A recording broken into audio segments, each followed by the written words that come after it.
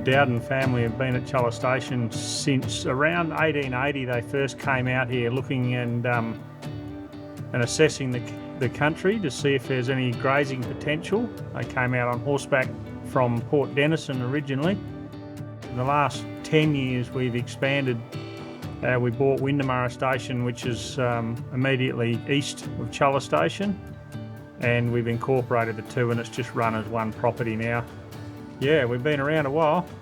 But this could be likely where the dynasty ends, because we've got 4 children, but none of them want to take the station on after we retire. So we might be the end of it.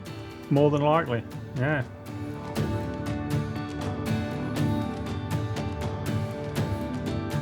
Well, that's one of the motivations for me to be doing all of the work that I'm doing at the moment, with trying to record Ashley's knowledge and hold it in a document or in a series of documents so that it's not all lost when we retire. And that knowledge might be useful perhaps on this property, or perhaps someone else might use the knowledge. But 5 generations of knowledge is too much to lose when we go away.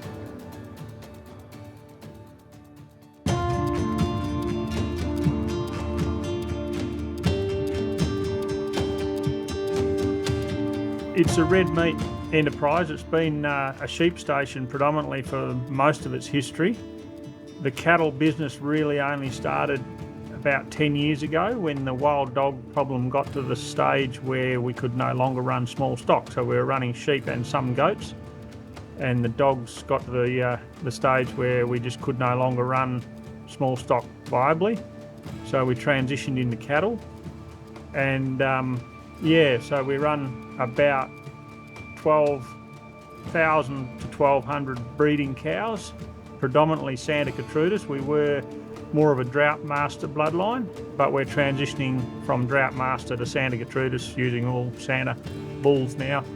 And now with the HIR carbon project, the landscape takes on a different perspective, where thicker country that was of no value for grazing or had very low grazing potential was seen as country that was, or coin a phrase, it was shit country. It was country that was of no real value to us.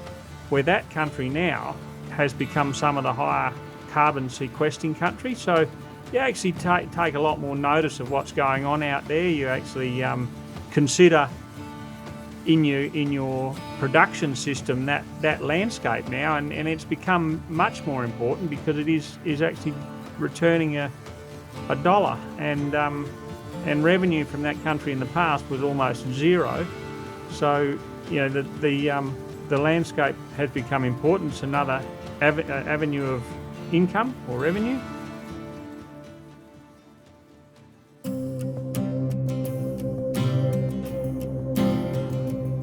Most of the time there's only the 2 of us running this property, so bringing in technology allows us to some extent be more efficient with what we're doing. And the first thing that we implemented probably about 15 years ago, we started using satellite water monitoring devices, and that means that we can sit at the office desk and we can check the levels of the tanks and just ensure that the tank levels are good and the cattle have got enough water, without actually physically having to drive around the property and look at the situation. So we're cutting down our mill runs. We used to do mill runs every 4 days, and we're down to about every 10 days we can do a mill run. Yeah, the mill run itself was about 450 kilometres to check every watering point on the property. In summer, 450 k's every 4 days, it adds up, and we believe we're making in excess of $30,000 saving on fuel consumption alone, and that also contributes obviously to the human-induced regeneration. You have to account how much fuel you use is offset against the carbon credits that you sequester. Therefore, if we reduce our fuel consumption, it helps us with the human-induced regeneration as well. Also, the saving in man hours. I mean, it was almost a full-time job checking waters over summer. You wouldn't get a lot of time doing anything else, where now having to do it every 10 days is a big saving.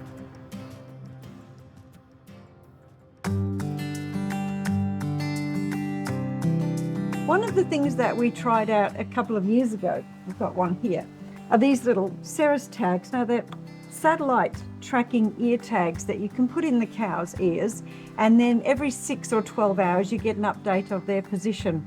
And they've been really good in answering some of the questions that we've had about our cattle.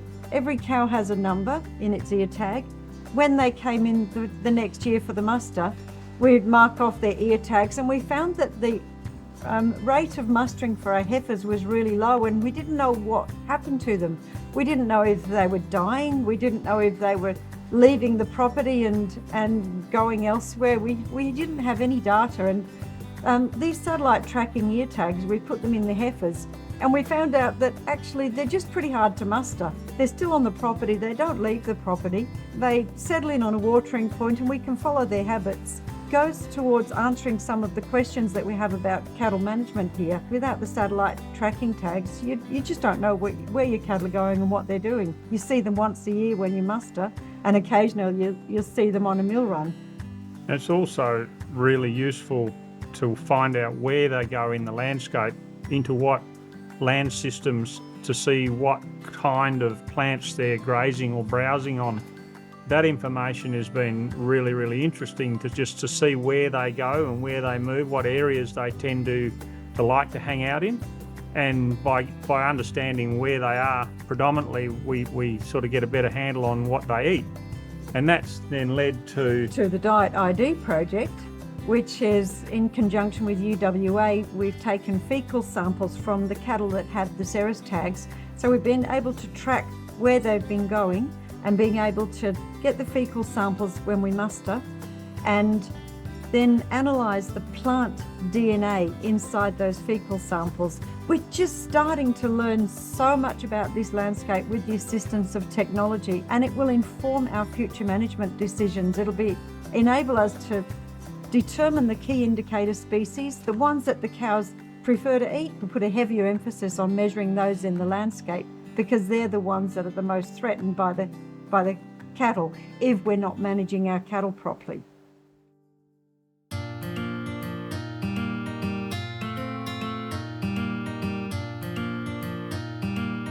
A little bit over 20 years ago, we started doing monitoring of our landscapes. So this involved taking a photo and going out and identifying the individual plants and counting the number of plants in a given area and comparing them year after year after year. And we've got something like 48 monitoring sites on this property. It usually takes us 5 or 6 days to cover all of the monitoring sites. And so that led to the development of our automated biodiversity monitoring sites. And we've got 4 of them around the station at the moment, and they're really early stage prototypes. But each of these monitoring sites has a soil carbon probe, a soil moisture probe, a weather station, and a fixed camera that takes photos at set intervals and also motion activated. These get beamed up to the cloud, and then there's a bunch of people in the Access Tech office in Perth who are teaching the machines to identify the different plant species. So my dream in the future is to go out with my iPhone, take a photo, zoom it up to the cloud, and then the machines interpret all of the information and come back with some data that I can use. It gives us a really good, accurate measure of how our landscape's performing. It's really exciting though, because it fits in with how we manage our cattle, how we manage our landscape, and how the whole thing works together for that goal of producing red meat in perpetuity.